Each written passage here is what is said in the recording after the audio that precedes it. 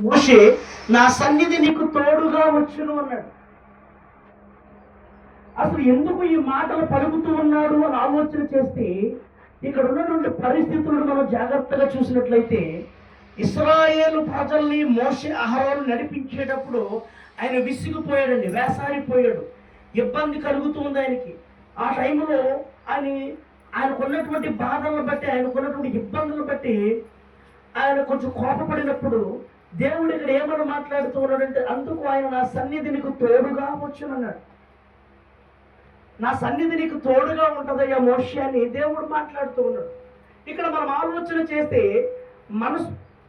మనసుకు కష్టాలు గాయపరిచిన దేవుని వాక్యము హృదయానికి ఊపిరినిస్తుందంటండి. మన మనసుకు కష్టాలు గాయపరుస్తూ ఉంటాయంట. మన మనసుకి అనేకమైన ఇబ్బందులు కలుగుతూ ఉంటాయి. మన మనసుకి అనేకమైన గాయాలు జరుగుతూ ఉంటాయి. ఈ గాయాలు అయినప్పుడు, ఈ కష్టాలు, ఈ గాయముల రూపంలో మన గాయము చేసినప్పుడు మన పరిస్థితి ఏంటి, మనం ఎక్కడ పడిపోతున్నాము అని బాధ కలిగినప్పుడు దేవుడు ఏం చేస్తాడంటే మన హృదయానికి ఆయన వాక్యము ద్వారా ఊపిరినిస్తాడంటండి.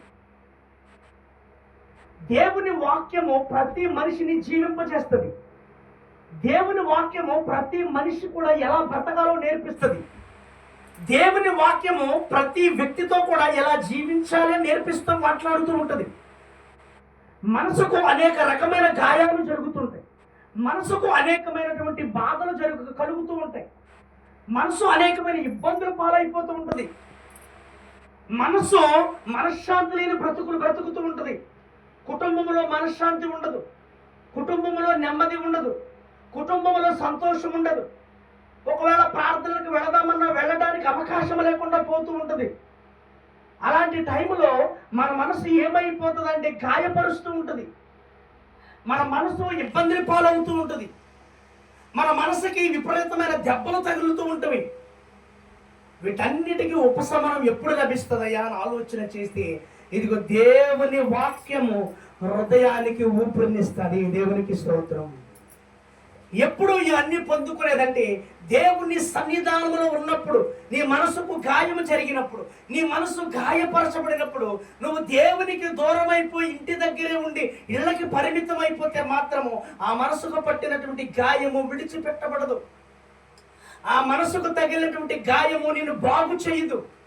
మరి నీ మనసుకు పట్టిన గాయము బాగు చేయబడాలి అంటే, నీ మనసుకు తగిలినటువంటి దెబ్బలు తగ్గాలి అంటే దేవుని సన్నిధానములో ఉండాలి. దేవుని సన్నిధానములో ఉన్నప్పుడు మాత్రమే హృదయానికి వాక్యము వలన ఆ యొక్క ఏం జరుగుతుందంటండి, ఊపిరినిస్తుందంటండి, ఊపిరినిస్తుందంట. ఇక నా పని అయిపోయింది, నేను ఇంకెందుకు ఈ బ్రతుకు, నాకు దెబ్బ మీద దెబ్బ తగులుతూనే ఉంటుంది, నాకు ఎన్నో ఇబ్బందులు వస్తూ ఉంటున్నవి, ఒకదాని తర్వాత ఒకటి నన్ను వెంటాడుతూ ఉంటున్నవి, నా మనసు పరిస్థితి ఏంటి, నా ఇంట్లో మనశ్శాంతి లేదు, నా ఇంట్లో సంతోషము లేదు, నాకేంటి పరిస్థితులు అన్నటువంటి దారుణంలోకి మనం వెళ్ళిపోయినప్పుడు, అటువంటి భయంకరమైనటువంటి బాధల్లోకి మనం వెళ్ళిపోయి ఇంకా నాకెందుకు ఈ బ్రతుకు, ఏదో ఒకటి చూసుకుని నేను కూడా చచ్చిపోతే బాగుండనే అనేటువంటి ఆలోచన కలిగినప్పుడు దేవుని సన్నిధానాన్ని ఆశ్రయించిన సన్నిధానాన్ని బట్టి ఆ వాక్యము నీ హృదయానికి ఊపిరిని పోస్తుంది. దేవునికి స్తోత్రం. హృదయానికి ఊపిరిని పోసే వాక్యాన్ని దూరం చేసుకుంటున్నాం. హృదయానికి ఊపిరినిచ్చే దేవుణ్ణి దూరం చేసుకుంటున్నాం. హృదయము అతలాకుతలం అయిపోతుంది. హృదయాన్ని సరిచేసే దేవుని వాక్యము దగ్గరికి మనం ఆలాకపోతూ ఉంటున్నాం. ఇక్కడ అందుకే మోషేతో అంటున్నాడు, మోషే నా సన్నిధి నీకు తోడుగా ఉంటుందయ్యా, నా సన్నిధి నీకు తోడుగా ఉంటుందని మోషేతో దేవుడు మాట్లాడుతూ ఉన్నాడు. ఈనాడు నీతోను నాతో కూడా మన దేవుడు మాట్లాడుతున్నాడు. దేవుని సన్నిధి మనందరికీ తోడయుండును గాక. దేవుని కృపా కాపుదల మనందరికీ తోడయుండును గాక. మోషేని చూసిన దేవుడే ఈరోజు నిన్ను నన్ను కూడా చూస్తూ ఉన్నాడు. మోషేకు అభయం ఇచ్చిన దేవుడే ఈరోజు నీకు నాకు కూడా అభయాన్ని ఇస్తూ ఉన్నాడు. నువ్వు ఒకవేళ నీ మనసులో కృంగిపోయిన వేదనలు, కృంగిపోయిన బాధలు, ఆ బాధల వలన, ఆ కష్టాల వలన నీ మనసుకు బలమైనటువంటి గాయము జరిగినప్పుడు, నీ మనసుకు బలమైనటువంటి దెబ్బలు తగిలినప్పుడు, ఆ దెబ్బల నుంచి నువ్వు ఉపశమనము పొందుకోవాలి అంటే ఇదిగో దేవుని సన్నిధానమును ఆశ్రయించవలసిందే. దేవుని సన్నిధానాన్ని ఆశ్రయించాలంటాడు. దేవుని వాక్యానికి లోపడాలంటండి. దేవుని సన్నిధానానికి ఆశ్రయించాలి. అలా ఆశ్రయించినప్పుడే మనకి ఏం కలుగుతాడంటే విశ్రాంతిని ఇస్తాడంటండి దేవుడు, విశ్రాంతిని.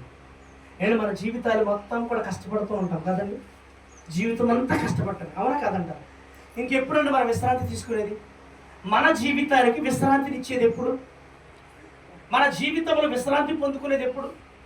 చాలామంది మాట అంటుంటారు, చచ్చిపోయిన తర్వాత విశ్రాంతి వస్తుందని అంటారు, అవునా కదా?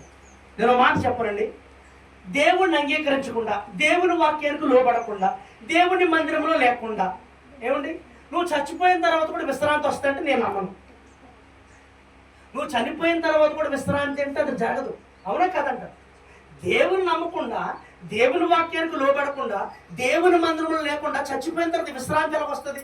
ఇప్పుడు మనం విశ్రాంతి పొందుకోవాలంటే దేవుని మందిరంలో ఉండాలి, అవునంటారు.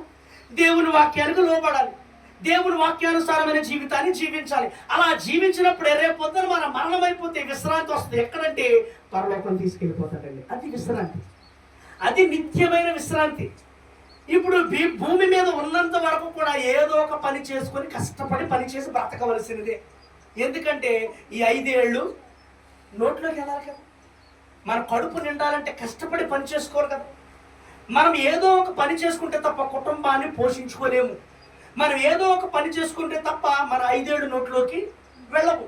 మరి మనం విశ్రాంతిని ఎప్పుడు పొందుకుంటాము అంటే ప్రభువుని అంగీకరించకుండా, దేవుని వాక్యానికి లోబడకుండా ఇష్టానుసారంగా జీవించినంత మాత్రాన చచ్చిపోతే విశ్రాంతి లేదండి. ధనవంతుడు ప్రభువుని అంగీకరించలే, ధనవంతుడు దేవుని వాక్యానికి లోబడలే, ధనవంతుడు దేవుణ్ణి ప్రేమించలే. అట్లీస్ట్ మనం సింపుల్గా చూసుకుంటే కనీసం బీదలు కూడా ఆయన కటాక్షించలే, బీదలు కూడా ఆయన కరుణించలే, దరిద్రుల పట్ల కూడా ఆయన కృప చూపించలే, కరుణ చూపించలే. కానీ చనిపోయాడు. ఎక్కడ చేర్చబడ్డాడైనా? ఎక్కడ చేర్చబడ్డాడు? వేదన పొందే స్థలంలోకి వెళ్ళిపోయాడు. విశ్రాంతి ఉందండి ఆయనకి? విశ్రాంతి లేదు. అందుకే నేనేమంటానంటే, క్రైస్తవులుగా బ్రతుకుతున్న మనము దేవుని వాక్యానికి లోబడి దేవుని వాక్యానుసారమైన జీవితాన్ని జీవిస్తే రేపన్న రోజున మనకు మరణం వచ్చినప్పుడు నిత్య విశ్రాంతిలోకి చేర్చబడతాము. ఆ నిత్య విశ్రాంతి పరలోక రాజ్యం. దేవునికి స్తోత్రం. అందుకోసం ఇక్కడ ఏమంటున్నాడంటే, నా సన్నిధి నీకు తోడుగా వచ్చినాయి అంటున్నాడు. ఇప్పుడు మన అందరికీ కూడా ప్రభు యొక్క సన్నిధి తోడుగా ఉండునుగాక.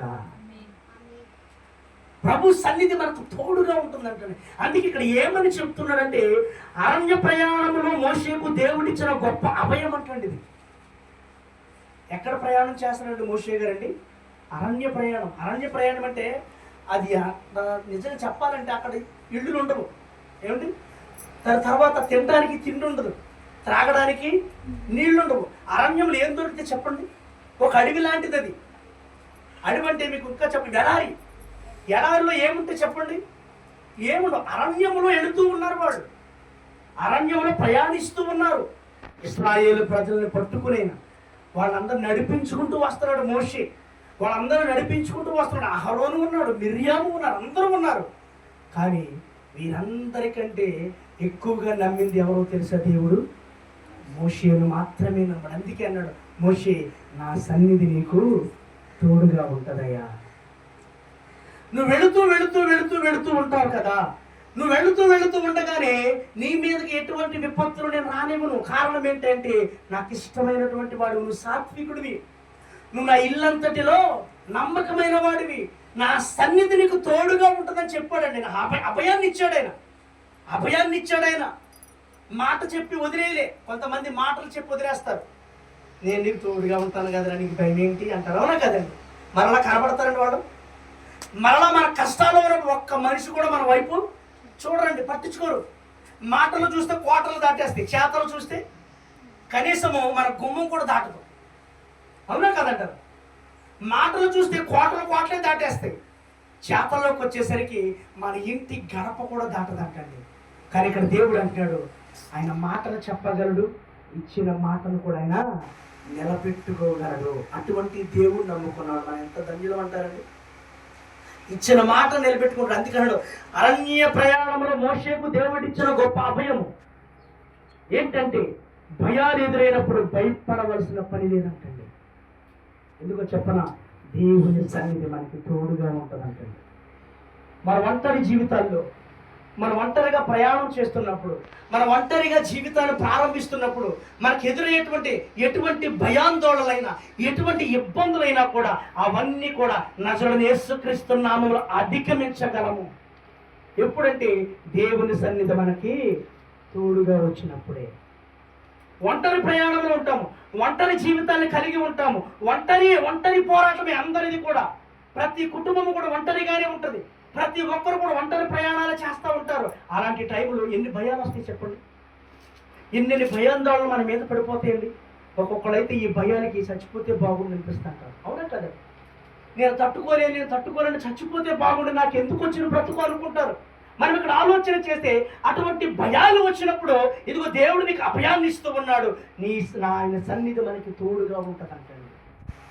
ఆయన సన్నిధి మనకు తోడుగా ఉన్నంత వరకు కూడా మనం దేనికోసము కూడా భయపడాల్సిన అవసరం లేదు. డోంట్ ఫియర్, దేనికి భయపడకూడదు. దేవుని సన్నిధానం తోడుగా ఉన్నంత వరకు అసలు మనం ఎవరికి భయపడక్కర్లే, దేనికి భయపడక్కర్లే. దేవుడు ఒక్కడే నీ పక్షముగా నా పక్షముగా యుద్ధము చేసేది. మనుషులు ఎవరో చేయరు. మనుషులు ఎవరో చేయూతను ఇచ్చినట్టు ఇచ్చి చేయి అర్ధాంతరం వదిలేస్తారు. అక్కడికక్కడ అటు కిందకి వెళ్ళలేము, ఇటు పైకి వెళ్ళలేము. ఎక్కడ ఉంటామండి? మధ్యలో ఊగిసలాడుతూ ఉంటామంటండి. మధ్యలో మధ్యలో ఇలాగెలా ఊగుతానే ఉంటామంట. ఎవరైనా వచ్చి చెయ్యిస్తారేమో చూస్తామంట, కానీ వచ్చేవాడు ఎవరు ఉండరు. కానీ మనం నమ్ముకున్న మన దేవుడైతే ఎటువంటి భయాందోళన లేకుండా ఆయన సన్నిధి మనకు తోడుగా ఇచ్చి అభయాన్ని ఇస్తాడంటండి. ఆయన చేస్తానిచ్చి మన ఇలా పైకి లేపుతాడంటండి. దేవునికి స్తోత్రం. అటువంటి దేవుని దగ్గరకు వచ్చామండి మనం అందరం కూడా. ఇక్కడ అందుకే మోషేతో మాట్లాడుతాడు. దేవుని సన్నిధితోనే నిజమైన ధైర్యం ఉందంటండి. ఏముందంటండి? దేవుని సన్నిధిలోనే నిజమైన ధైర్యం ఉంది. నమ్ముతారా నమ్మరా? నమ్ముతున్న వాళ్ళు చేయొద్దండి. దేవుని సన్నిధానం నిజమైన ధైర్యం ఉందో వాళ్ళు చేతులెత్తండి. నమ్ముతున్నారా? దేవుని సన్నిధానం నిజమైన ధైర్యం ఉంది. ఎందుకంటే మనుషులతోడు ఈ రోజు ఉండి రేపు వెళ్ళిపోవచ్చు అంటండి. అవునా కదండి? మనుషులతోడు ఈ రోజు ఉండి రేపు వెళ్ళిపోవచ్చు. ఇప్పుడు మనకు అక్కే ఉన్నారు, ఎల్లకాలం మనకి తోడుగా ఉంటారా? మనకు అన్నయ్య ఉన్నాడు, ఎల్లకాలం మనకు తోడుగా ఉంటాడా? అంత ఎందుకండి, కట్టుకున్న భర్త దగ్గరికి తోడుగా ఉంటాడంటారా? కట్టుకున్న భార్య ఉండరండి. అందుకే ఇక్కడ అంటాడు, మనుషులు ఎలాగుంటారంటే ఈ రోజుండి రేపు వెళ్ళిపోవచ్చు అంట. ఈ రోజుండి రేపు వెళ్ళిపోవచ్చు. జీవితాంతం కూడా నేను నీకు తోడుగా ఉంటానంటారు. పెళ్లినాటి ప్రమాణాలు ఉండగలుగుతున్నారా? పెళ్లి చేసుకున్నప్పుడు ప్రమాణాలు చేస్తూ ఉంటారు. నీ కష్టములో, నీ వ్యాధిలో, నీ బాధలో, నీ కొన్ని కలిమిలో, నీ కొన్ని ఆరోగ్యపరమైన ఇబ్బందులు నీకు నేను తోడుగా ఉంటానంటాడు. పొరపాటు భార్య మంచం ఎక్కితే భర్త వదిలేసి వెళ్ళిపోతాడుగా, పట్టించుకుంటాడా? భార్య మంచం ఎక్కనంటే భర్త పట్టించుకుంటాడని చూడండి. కొంతమంది పట్టించుకున్నారు, కొంతమంది పట్టించుకోవడం. అదే భర్త ఎక్కిన తర్వాత భార్య కూడా కొంతమంది భార్యలు ఏం చేస్తున్నారు? పట్టించుకుంటలే, భర్తల్ని పట్టించుకుంటున్నారండి. అందుకే ఇక్కడ మాట్లాడుతూ ఉన్నాడు, మనుషులు ఈ రోజు ఉంటారంట, రేపు అన్న రోజు మనతో ఉండకపోవచ్చు. కానీ మనతో శాశ్వతంగా ఉండేది ఏంటంటే దేవుని సన్నిధి ఎప్పటికీ విడిచిపెట్టదంటాడు. మనం మనుషులు ఈ రోజు కలిసి ఉంటారు, రేపు విడిపోతారేమో, మనం విడిచిపెట్టి వెళ్ళిపోతారేమో, కానీ మనతో శాశ్వతంగా నిలబడేది మాత్రము దేవుని సన్నిధానం ఒక్కటే. దేవుని సన్నిధి ఒక్కటే మనతో శాశ్వతంగా నిలబడదండి. ఇంకా దానికి అంతము లేదు, ప్రారంభము లేదు, ప్రతిది కూడా ఆది అంతము లేదు. ఇంకా అది ఎప్పుడు మనకు తోడుగానే ఉంటుంది. ఆ తోడు మనం పొందుకోవాలి అంటే మనం ఎక్కడ జీవించాలంటండి? దేవుని మందిరంలో జీవించాలి, దేవుని వాక్యానికి లోపడాలి, దేవుని వాక్యానుసారమైన జీవితాన్ని జీవించాలి.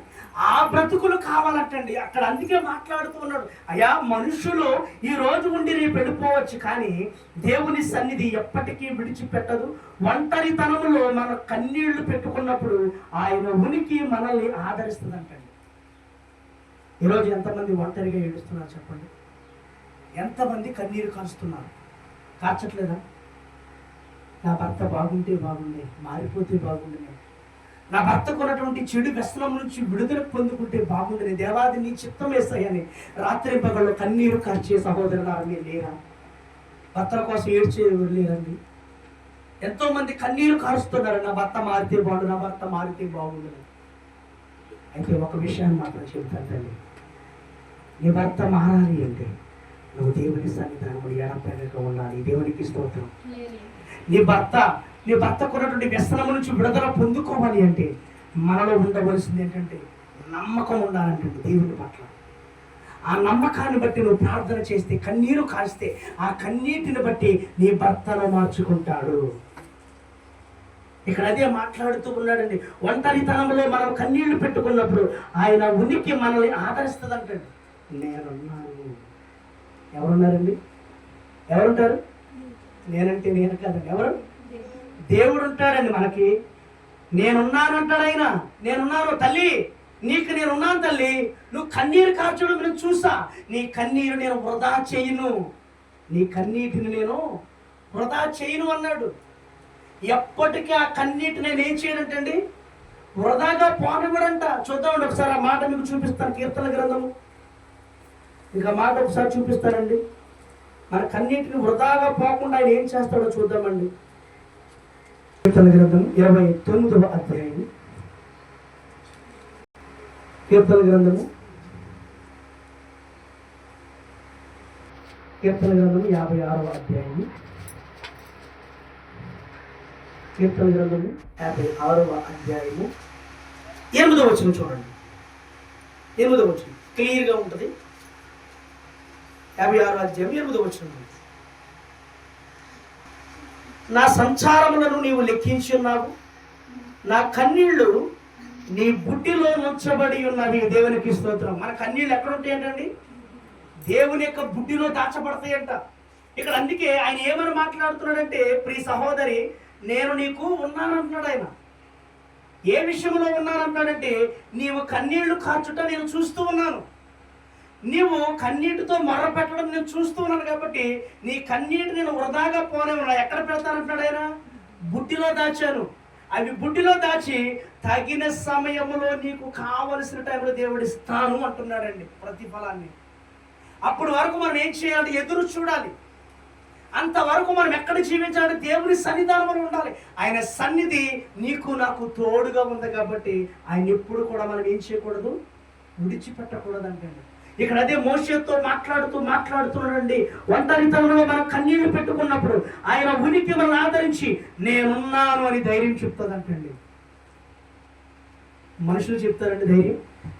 ఒకవేళ చెప్పారు అనుకోండి, ఎంతకాలం నిలబెట్టుకుంటారు ఆ మాట అండి? ఎంతవరకు నిలబెట్టుకోగలరు? ఒకవేళ ధైర్యమే చెప్పారు, మనుషులు ధైర్యం చెప్పారండి, ఎంతవరకు నిలబెట్టుకుంటారు? మీకు నమ్మకం ఉందా నిలబెట్టుకోగలరు అని ఆలోచన చేయండి. ఎంతవరకు నిలబెట్టుకుంటారు? మాట ఇస్తారు, నేను ఈ మాట మీద ఉంటానండి అన్నవాడు ఎవరు ఉన్నారండి? భర్త ఉంటాడా? భార్య, బిడ్డలు, మరి ఎవరు మనతో ఉండగలిగేదండి? దేవుడు ఒక్కడే ఉంటాడండి. దేవునికి స్తోత్రం. ఆయన ఒక్కడే ఉంటాడు మనకు తోడుగా. ఆయన తప్ప ఇంకెవ్వరు కూడా మనతో ఉండేవాళ్ళు లేరంటండి. అందుకే అంటున్నాడు, ఆయన సన్నిధి మనకు తోడుగా ఉంటే మనకి ఎలాగుంటుందంటే విశ్రాంతి ఉంటుందండి. విశ్రాంతిని పొందుకుంటామంటాడు. మనమందరం కూడా దేవుని సన్నిధి మనకి తోడుగా ఉండేలాగా బ్రతకాలి. నీ కన్నీళ్లు చూసేది ఆయనే, నీకున్న కష్టాలని చూసేది ఆయనే, నీకున్న ఇబ్బందులు చూసేది ఆయనే, నీ పరిస్థితులు మార్చేది కూడా ఆయనే. ఆయనంటే మనం నమ్ముకున్న మన దేవుడు. ఆ దేవుని యొక్క సన్నిధానంలో ఉండాలండి మనం అందరం. ఆ దేవుని ఆదరించుకుని ఆ దేవుని యొక్క ఆదరణ పొందుకోవాలంట మనం అందరం కూడా. ఇంకా ఏమని చెప్తున్నాడంటే ఈయన, వాక్యము ద్వారా మనసుకు ప్రశాంతత ఉంటుందంటండి. దేని ద్వారా అండి? వాక్యము ద్వారా. వాక్యం అనగా దేవుడు, వాక్యం అనగా దేవుడు. ఇప్పుడు దేవుని ద్వారా మన మనసుకి ఏముంటుందంటండి? ప్రశాంతత. నేను ప్రశాంతంగా ఉన్నానండి, నాకున్న అప్పులన్నీ తీరిపోయాయండి, నాకున్నటువంటి రుణ బాధలన్నీ తొలగిపోయినాయండి, మంచి ఇల్లు కట్టుకున్నారండి, చక్కగా బిడ్డలు ఎదిగారండి, చేతికొచ్చారండి, వాళ్ళు చక్కగా చదువుకున్నారు, రేపు మాపు వారు కూడా ఉద్యోగాలు చేస్తారండి. నా భర్త కూడా కష్టపడి పని చేస్తూ ఉన్నాడు, నేను ఇంట్లో బిడ్డలకి వంట చేస్తూ, నా భర్తకి వంట చేస్తూ, మాకున్న అప్పులన్నీ తీర్చేసుకుని ప్రశాంతంగా ఉన్నామండి అంటారా? అంటారండి. అంటే ఈ ప్రశాంతత మనం ఎప్పుడు పొందుకుంటామంటే అండి, దేవుని వాక్యానికి లోబడినప్పుడే. దేవుని వాక్యానికి లోబడినప్పుడు మాత్రమే వస్తుంది ప్రశాంతత, అప్పటి వరకు లేదండి. ఇక్కడ అదే మాట్లాడుతున్నాడు, లోకమిచ్చే ఆందోళన మన మనసుకు గాయపరిచినప్పుడు. లోకమంట అనేకమైన ఆందోళన ఇస్తుందంట మనకి. ఆ ఆందోళన వల్ల మన మనసుకి ఏం జరిగిద్దండి? గాయమైపోద్దండి. లోకం ఎంత బాధపడుతుందో తెలిసాడు మనల్ని. లోకంలో అన్ని బాధలే, ఇరుగు పొరుగు వారు బాధలు పెడతారు, చుట్టుపక్కల వాళ్ళు సూటిపోటి మాటలతో పొడుస్తూ ఉంటారు, ఇష్టానుసారంగా మన మనసుకు గాయం చేస్తానే ఉంటారు. ఏదో ఒక టైంలో చేయకుండా అయితే మానరండి. ఇరుగు పొరుగు వారు ఎక్కువ గాయాలు చేస్తూ ఉంటారు, నీ రక్త సంబంధులు నీ గాయాలు చేస్తారు నోటి మాట వలన. ఆ నోటి మాట వలన నీ మనసుకు ఎంత గాయమైంది అంటారండి.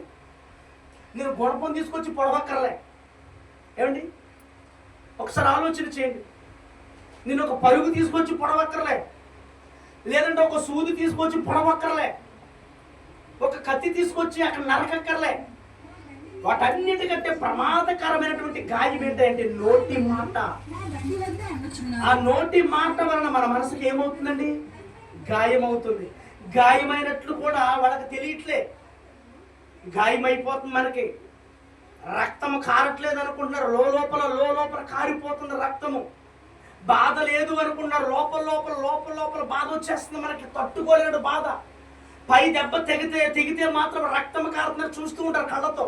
అరే రక్తం కారుతుందిరా, నొప్పి వస్తుంది చెబుతారు.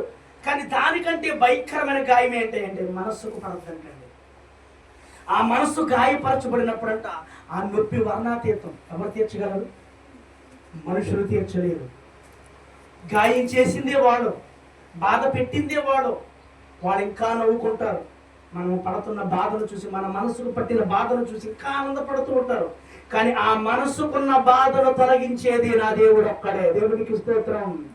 ఆయన ఒక్కడే తొలగించగలడు. ఇక్కడ అదే ఆయన మాట్లాడుతున్నాడు, లోకం ఇచ్చే ఆందోళన మన మనసుకు గాయపరచుకున్నప్పుడు దేవుని వాక్యము ఒక మందులా పనిచేస్తుందంటే